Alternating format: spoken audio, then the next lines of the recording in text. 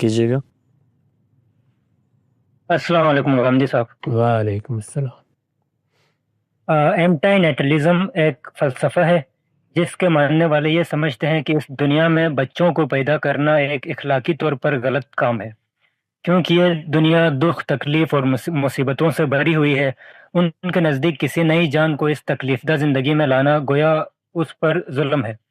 اگر ہم اس نظریے کو مذہبی تناظر میں بھی دیکھیں تو اسلام بھی زندگی کو ایک امتحان قرار دیتا ہے، ایک ایسی آزمائش جس میں انسان کو مصیبتوں، دکھوں، تکلیفوں اور قربانیوں سے گزرنا پڑتا ہے، اور اگر کوئی انسان دینی اصولوں کے مطابق زندگی نہ گزارے تو اس کے نتیجے میں اسے ہمیشہ کی جہنم کا سامنا بھی ہو سکتا ہے۔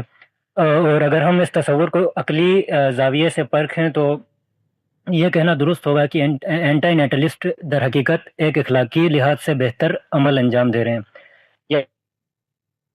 ذرا تاخیر سے یہ عمل انہوں نے شروع کیا، جیسے ہی اپنے بارے میں شعور پیدا ہوا تھا خود بھی واپس چلے جانا چاہیے تھا۔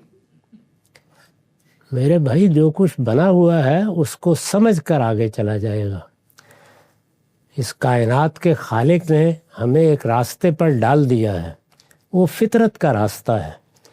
فطرت سے ہم آہنگ نظریات قائم کریں گے تو آپ اپنے آپ کو بھی مطمئن رکھیں گے اور فلاح سے بھی بہرایاب ہوں گے۔ فطرت سے انحراف کر کے اچھی سے اچھی بات بھی اختیار کی جائے تو کبھی کامیابی نہیں ہوتی۔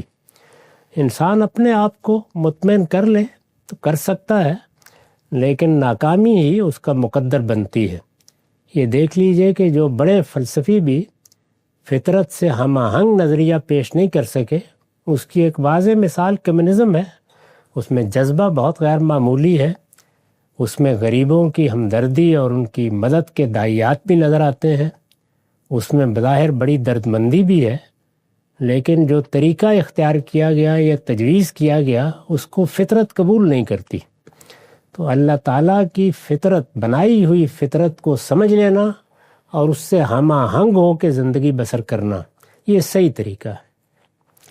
باقی اولاد پیدا کرنے کے بارے میں اگر آپ یہاں سے بات کریں گے تو اللہ تعالیٰ نے واجب نہیں کیا۔ آپ نکاح نہیں کرنا چاہتے تو نہ کریں، اس کی بھی اجازت ہے، اور اگر آپ اولاد نہیں پیدا کرنا چاہتے تو وہ بھی نہ کریں، لیکن یہ سمجھ لیں کہ یہ فطرت کا راستہ نہیں ہے اور اس میں آدمی بزدلی اختیار کرتا ہے۔ باقی دنیا کی زندگی پر نگاہ ڈال کے دیکھیں، اگر اسی فلسفے پر آدمی کاروبار کا، اسی فلسفے پر خود جینے کا، اسی فلسفے پر علاج معالجے کا، اسی فلسفے پر دولت کمانے یا علم حاصل کرنے کا فیصلہ کرے تو یہ دنیا بالکل دریا برد ہو جائے گی۔ اسی سے اندازہ کر لیں۔ تو نہ یہ دنیا کے لحاظ سے کوئی صحیح فلسفہ ہے، نہ آخرت کے لحاظ سے۔